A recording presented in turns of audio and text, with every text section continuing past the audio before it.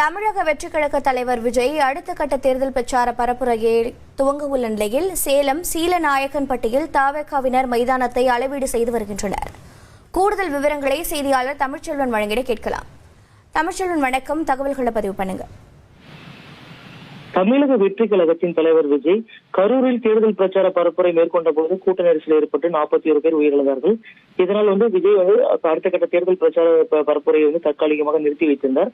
இந்த நிலையில் டிசம்பர் 4ஆம் தேதி சேலத்தில் விஜயின் தேர்தல் பிரச்சார பரப்புரை கூட்டத்திற்கு அனுமதி கேட்டு இன்றைய தினம் தமிழக வெற்றி கழகத்தின் சேலம் மத்திய மாவட்ட செயலாளர் பார்த்திபன் தலைமையில் சேலம் மாநகர காவல் ஆணையர் அலுவலகத்தில் வருகை தந்து மனு அளிக்கப்பட்டது.